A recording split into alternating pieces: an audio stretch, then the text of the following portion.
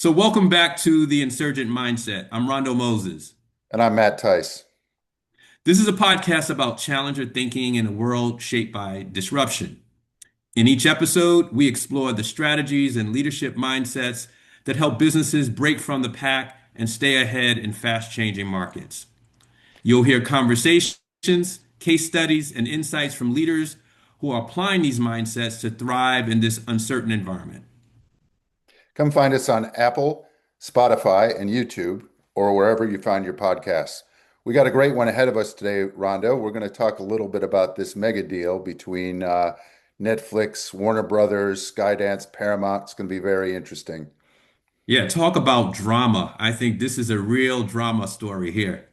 Yeah, high stakes in the media sort of evolving media landscape. What fun. Yeah, and a lot of different actors coming into play here. Well, let's start there. Let's break those actors down maybe and sort of see what's really happening. There's obviously been a lot in the news here, but I think our job here is to try to put kind of an insurgent mindset lens across this deal and maybe tease out what are some of the insights we can bring to the table here. Yeah, absolutely, absolutely. I'd like to start with the timeline of events because I think it's really interesting. Most people started to really hear about this deal late in the game, but actually, Paramount reached out to Warner Brothers Discovery back in January of this year, earlier in January of this year. And since then, and since the fall, they've made six different counter offers to Warner Brothers Discovery, six different proposals that they didn't really get much reaction to. And then in the fall of this year, Warner Brothers decided to put it out and open up a bid. And that's when Netflix and Comcast got involved, and of course, Paramount. Mhm. And then so November 1st, the bidders were submitting their first offers. December 1st, I think they submitted their second offer. And then December 5th, the Warner Brothers Discovery came out and announced Netflix as the winner. And then we know December 8th, Paramount came out with this hostile offer of $30 a share, all cash deal. Right. So quite a dynamic sort of situation. And of course, earlier in the year you had the situation with sort of in parallel with Paramount Skydance. So I imagine that got them a little bit distracted around mid-year. But the deal with Netflix seems like it was ready to go, right? So the board approved the deal, some $83 billion, $27 and some change per Yeah. share.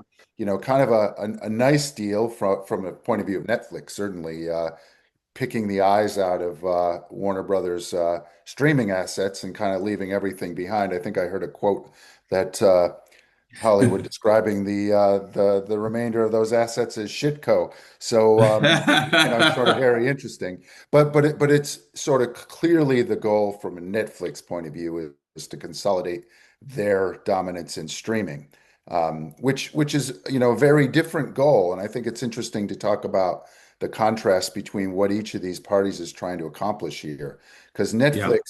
Netflix has got quite a lot of distance between them and the next biggest rival, which is Disney.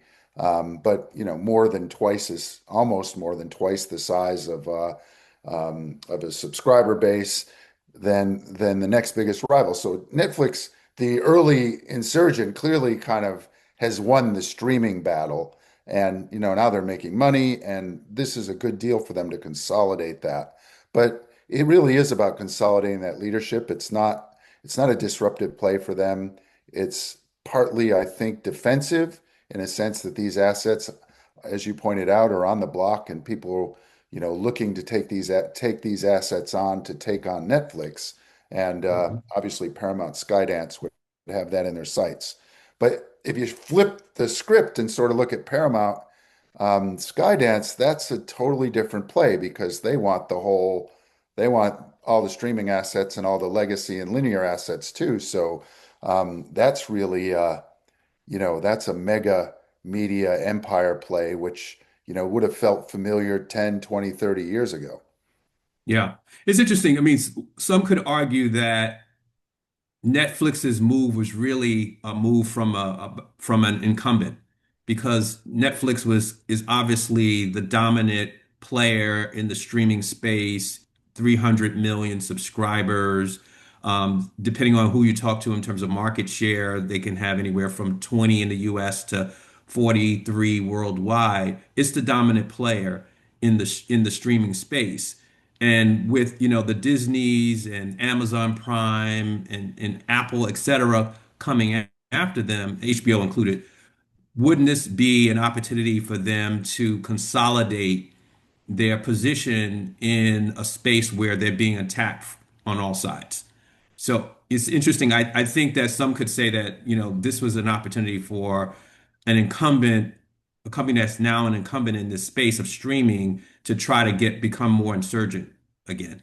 That's one way to think about it. I'm not convinced, except for I think there are other players on this chessboard here that we're not discussing, right? So um, we have to. So I think if you're looking at it purely from a streaming point of view, this is consolidate Netflix's power and defend against anyone else getting a toe into that power, right? It's also, I think, a move to put a big nail in the coffin of linear cable and cinema, right? So, it's kind of like the market has shifted over the last decade, and this is that big move that takes us finally in that direction. So I think it's very incumbent like in terms of what they're trying to do in this space. But if you think about it, Netflix is they've kind of won this battle. They're broadly competing with, okay, Paramount, Warner Brothers on their streaming services, but as you pointed out, Apple, Disney, some of the other players. But I think there's a player on this board, which is Google, particularly with YouTube, where you've got Netflix trying to win that battle, right? Hmm. This is the big tech sort of social viewing battle, which is, YouTube's the other big player here. I think it's very interesting that Alphabet, Google, YouTube hasn't made a play here. And they're sort of sitting on the sidelines. I also think it's interesting that Apple hasn't made a play either. But if you're looking at sort of who's competing with what, I think Netflix is playing this other game, which is all about you know, um, dominating new media, dominating streaming media, taking on YouTube, and these guys over here are playing the traditional studio game, which is the Yeah. big five, and then it'll be big four. It's kind of like, the consolidation of a traditional industry. So I'm not as convinced that, either player is really, incumbent or insurgent. They're characteristics of each. I think on the Skydance Paramount side, clearly the hostile bid to me is like, let's play this game differently. There's a bidding process. They didn't win the bidding process. Okay, so now let's throw all that away. Let's go right to the shareholders. Let's play this game completely differently. See if we can blow it up. Now, Netflix obviously will have to decide, do they want to put another 20 billion, 30 billion into the mix? I also understand the break fees for this are pretty high. 2.8 So billion.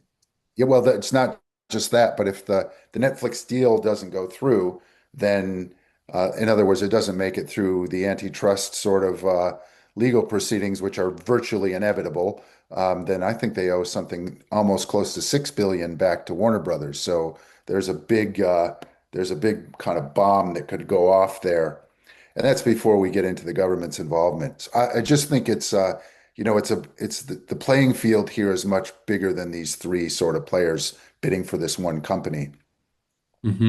But I hear your point, and I don't want to jump the gun.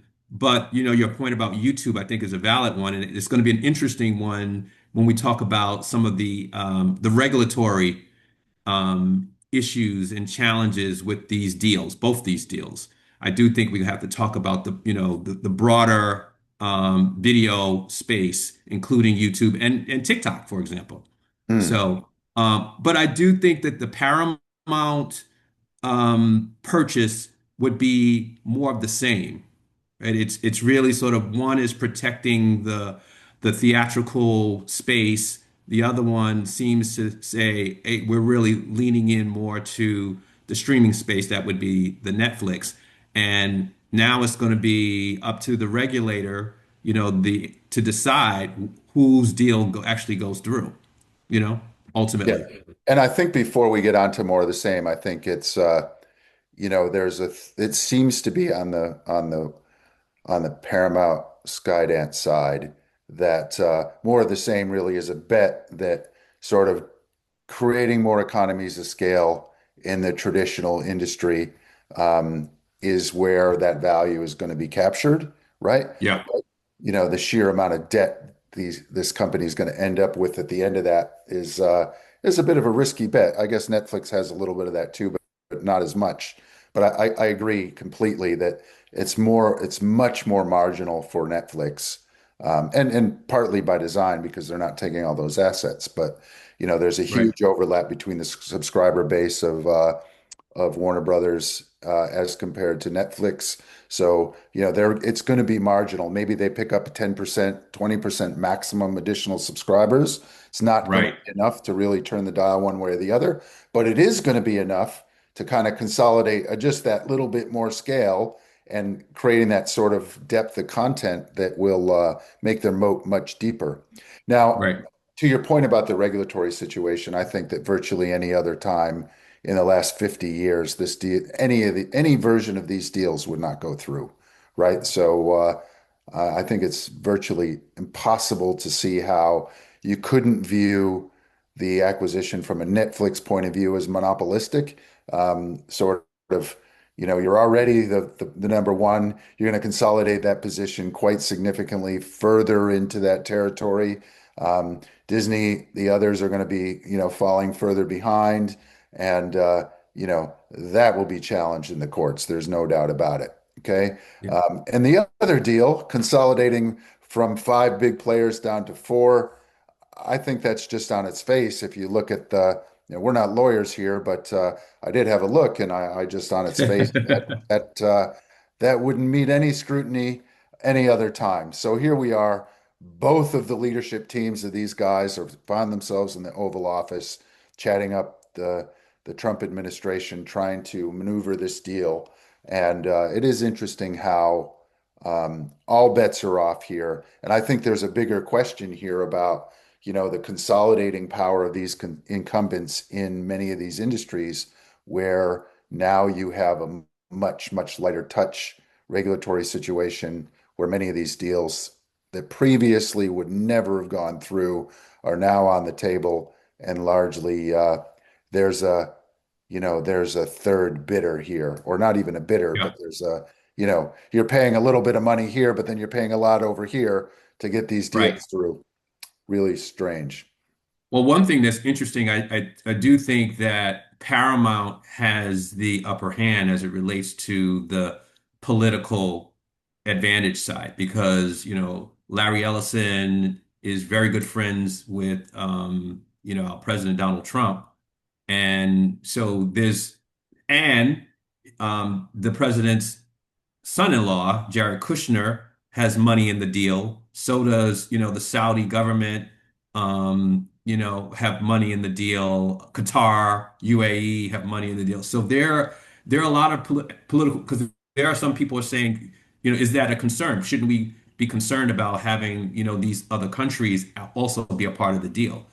But I do also think that there's relationships there as well that could work to Paramount's favor in terms of, making that decision too.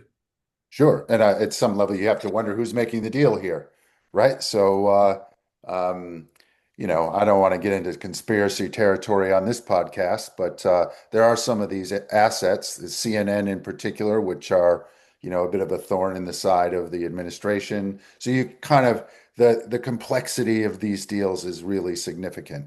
But if you sort of Yeah, wind it back a little bit, so okay, you have all these players here. Um, and I think that, if you look at the poly markets and you know, the betting man would say it's going to go to Paramount, right? right, Because first, right, you got 20 more billion dollars in the deal. That's not immaterial to shareholders. So shareholders have to look at this. You just can't ignore that sort of additional value. So one would expect Netflix to put a counter bid up. So that's potentially, that will be on the table almost certainly.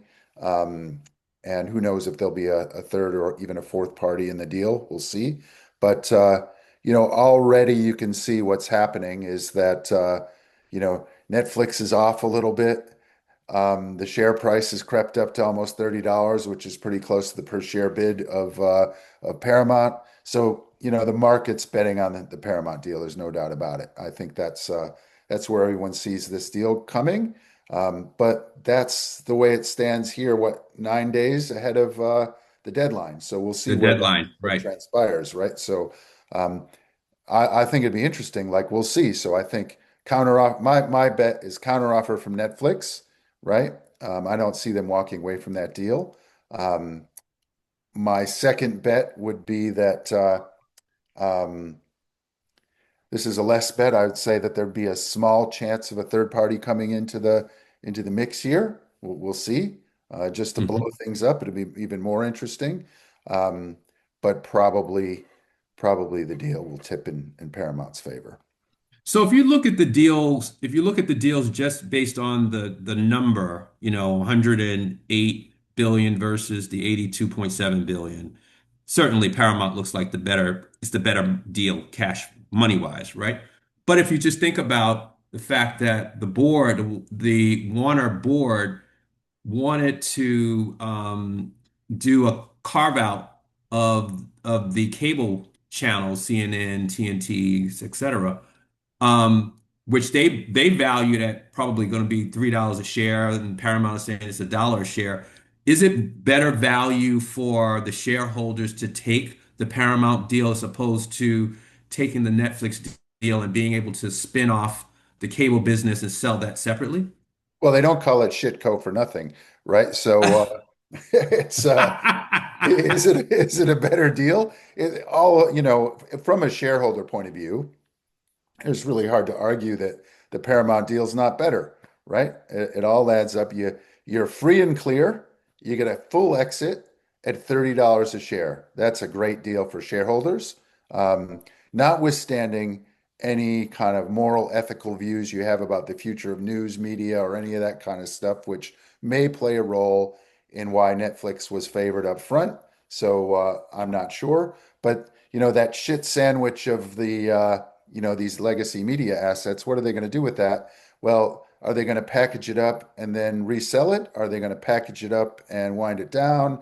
Where's that going to go? I'm not sure, but you're still on the hook as a shareholder to sort of navigate through that. And I think it's a pretty interesting challenge for the board to say, we're giving up the crown jewels and, we got all these legacy assets. What do we do with these?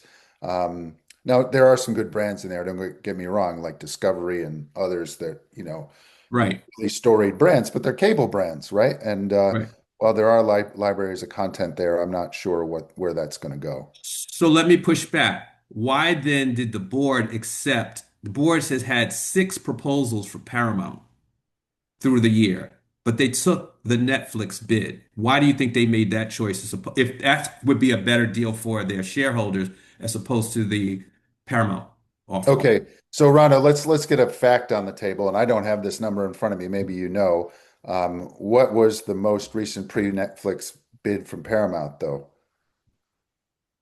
Netflix bidded. No, I know what that bid was. I mean the Okay, Paramount bid to Warner Brothers prior to Netflix putting this deal on the table that was I accepted. think it was 26. All I right, think so it it's was still 26, it's an 25. inferior bid, It right? was an inferior bid, right? Right. Although it depends on how you value the those legacy assets in terms of that deal. So you could you could make the argument if and I understood it that way, that if that bid was inferior, then why not accept the Netflix bid? I mean, that just makes sense. It's a better bid. True. There wasn't this $108 billion bid on the table, right? And I think that there's always the shareholder and the board. The role of the board is to make the right decisions for its shareholder, but also I think there's also an intangible element to that in terms of what's the best home for these assets, right? And from a point of view of not necessarily what's the best home for the people, although that might be a consideration too, but bringing these assets into a place where they can be nurtured and grow. And there's a values element to this too. So I don't think you can ignore those intangibles and sometimes in these deals. But I'll reiterate, now Paramount's deal is better, and the fiduciary responsibility of the board is going to is it'd be very hard not to argue that that deal is stronger in most ways, even if you think that that Paramount Skydance isn't the best home for these assets, and you don't want your news assets to fall into into that orbit. Potentially that is a factor, but you could you could make that argument, but it'll be a difficult one, I think, Mhm. To the shareholders. to the shareholders, right? And the board, Yeah. obviously, their job is to represent the shareholders. It's not, you know, Right. they can't uh, they can't just ignore that sort of that sort of quality of a bid. But what they can do is they can, and they've already done this, they can signal to Netflix that we're an open shop for better deals. So put a better Right. offer on the table, and we'll consider that with due scrutiny. Yeah. Well, it's interesting. It's going to be very interesting. I do think that once they make their call, we still have to get through the regulatory piece. And I think for both players, it's going to be challenging, more so with Netflix, but I think it will be challenging for Paramount as well. I think you can imagine in the Paramount scenario, the other four big players lining up lawsuits straight away, right? So Right. that's probably going to happen. You can also imagine on the other side, um, Disney, Apple, Google, those guys will probably line up their lawyers too, and there'll be a big fight over this, and it Right. may end up with no deal, and Warner Brothers then severely damaged as a result of it. I'm not sure, but Yeah. we'll have to see. I This think is it's this will be a 12 to 18-month process at least, I think. maybe. I guess that depends on whether or not the If government fast tracks the deal, right? right. Because they've got their thumb on that scale. You know, it's hard to tell how heavy that thumb is. We'll see what happens. But the thing that I find interesting about this whole situation is like the leveling up here, right? I find it objectionable that these industries are consolidating like this because it's obviously fundamentally, we haven't talked about this. I think it's interesting. Like, what does it mean for the consumer when these deals kind of consummate, Right. right? You can imagine Netflix consolidating all this power. Almost certainly their prices will go up, and they've been going up as Netflix has sort of been consolidating their power over a period of time. So that's going to be a factor. And I think once they have that sort of commanding lead in the market, they can set the price. And they've been getting there. But I think earlier in their insurgent phase, they set the price very low, obviously to create that sort of dramatic growth that they've achieved. Um, Hmm. but now they've got market power. Now they're, as you pointed out earlier, they're like a solid incumbent. So that's a real big issue. Then on the other side of the deal, same thing. Now you've got all this power concentrated into fewer players, and that's one. So there'll be. I think that's not typically great for the consumer, um, but I think also you have this sort of how are some of these legacy assets, particularly the CNNs, how are those going to be influenced, right? So now you have, I mean, they're virtually signaling that they're gonna they're gonna influence how these properties are going to communicate to the market. So I'm not convinced that that's great for the consumer either. So in any other time, I think that would be the big issue that's the lens through which the regulator would look at this situation. Like, is the Yeah. consumer better off in either of these situations? And if the answer is yes, then okay, we can allow some consolidation.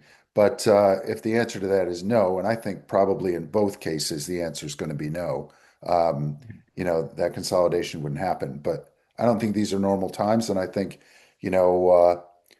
If these were smaller deals, they wouldn't go through. Yeah, and I also think it's not just with, consumers, it's what is the impact on creators um with the Netflix deal and the Paramount deal? What's the impact on producers, distributors of content as well? If you do the consolidation with Paramount, what's going to happen with that? Now you have one less studio that you got to negotiate with, right? So what does it do in that space as well? So there's a lot of Completely. financial costs, to be Yep. considered.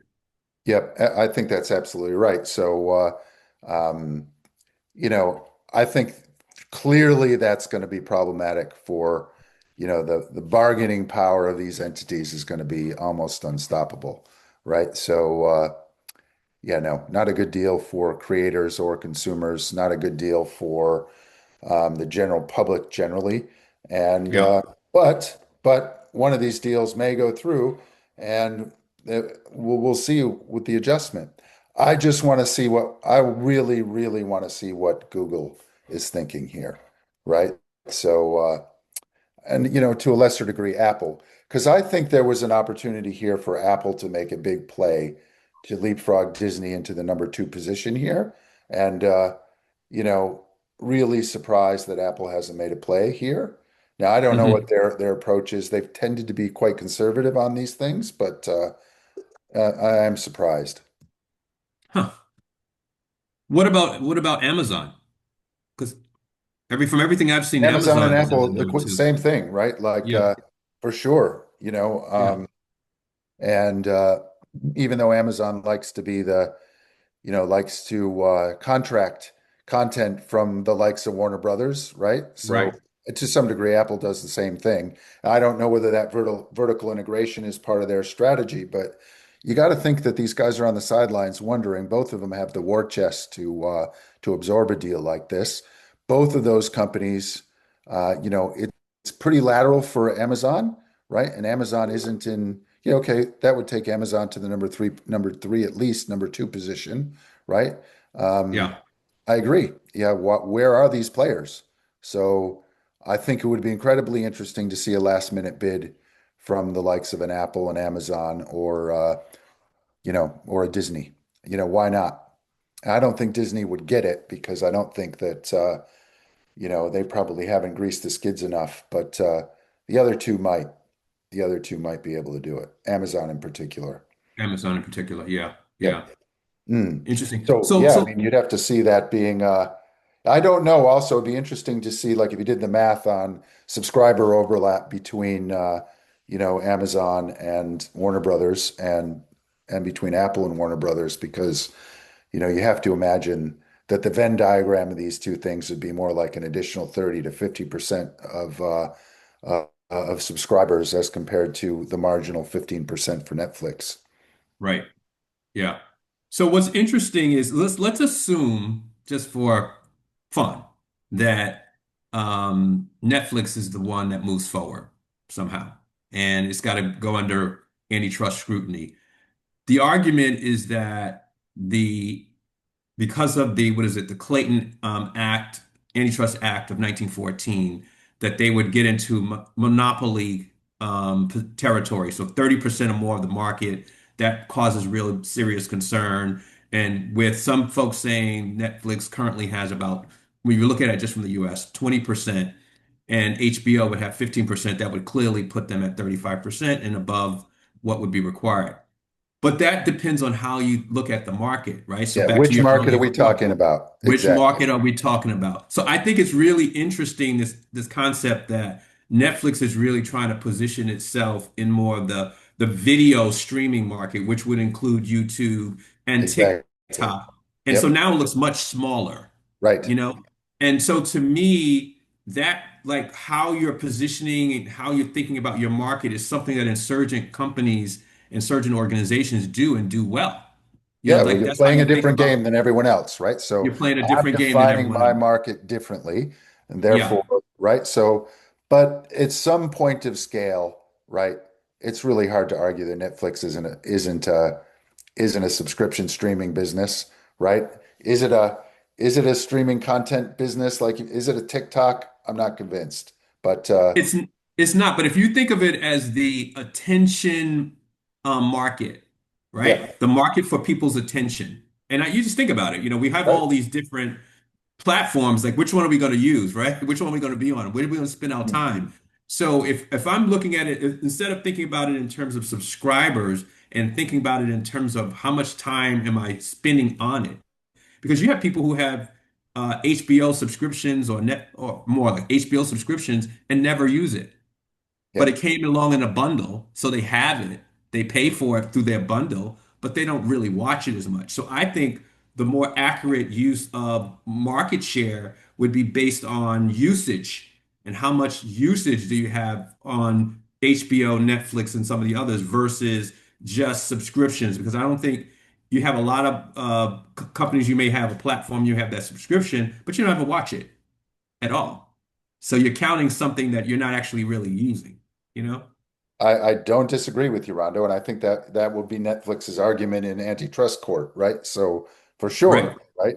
Um, Whether they'll buy it or not, I'm not sure, but you know, on the face of it, though, you can make the argument, I suppose, either way. But fundamentally, Netflix sort of created this industry, designed, the rules of engagement in this industry. Others have copied Netflix, and you Sure. know, they set up this industry structure. I suppose you could argue the attention paradigm to this, but it's more likely that the regulator would see it differently. But we'll see how it plays out. I'm not sure. I think it'd be interesting to review it first after the deal gets made, and then secondly, to your point, as it drags through the courts, let's see what happens. But it may turn out to be academic because I'm not convinced Netflix is going to get this thing, right? Hmm. Imagine they're doing their sums right now to see if they can come up with an additional 30 or 40 billion because they're going to have to trump that bid reasonably significantly to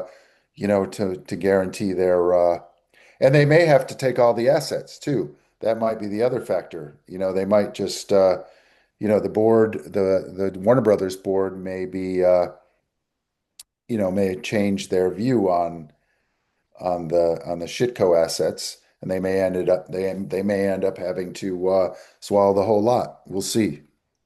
Hmm. Well, Yep. I would imagine if they have to pay 30 billion more, they should take the other assets, right?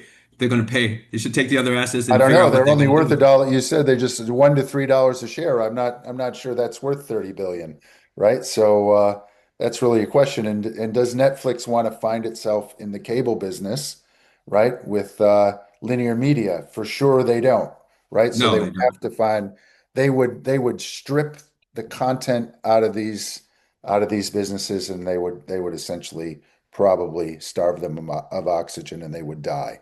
Now that may happen anyway in the Warner situation because that business will be, loaded up with debt and probably find it very difficult to survive and will end up in somebody else's portfolio, probably imminently. But it's a bit of a shame to see that happen. Whereas in the other situation, whilst these things may be unrecognizable, at least they'll survive a little bit longer. But hey, what do we care? It's disruption. If they can't wash their face, then they should disappear. But fundamentally, I guess I'm bearish on Netflix at the moment, unless they can pony up another 30 billion. Hmm. Interesting. Yep.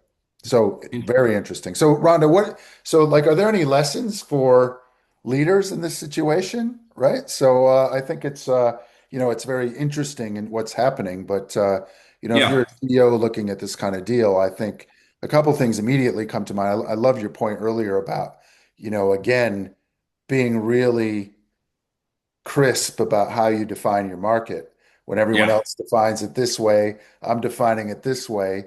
Obviously points out a much different territory for how these deals get made.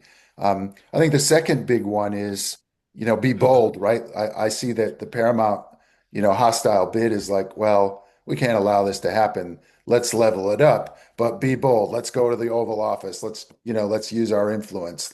Be bold. Let's make the hostile bid.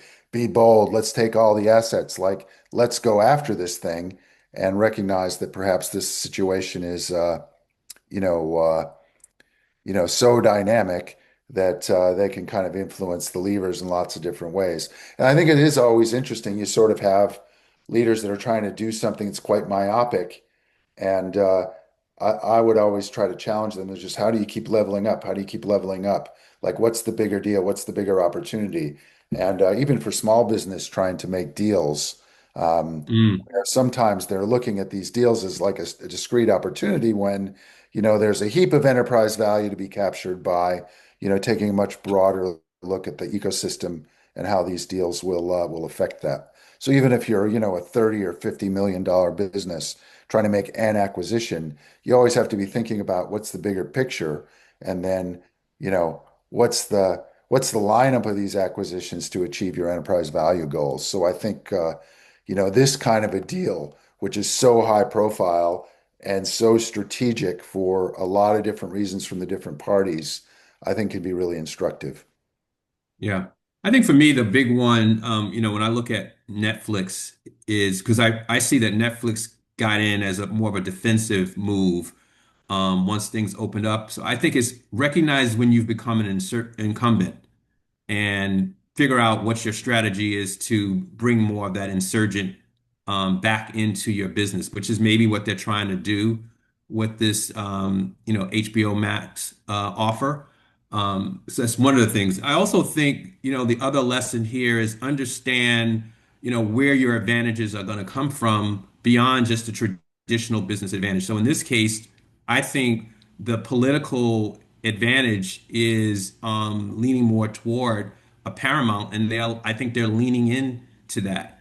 And some of the commentary I've heard from the U.S. President Trump is he's sort of spouting some of the things that should make them feel comfortable. He's talking about he's got to get rid of, the deal should include CNN, and you got to get rid of CNN's terrible, and you got to get rid of some of those people and change things. And so I feel like they're leaning into that political advantage as well that they have will also, I think, be to their benefit in the end in this decision making.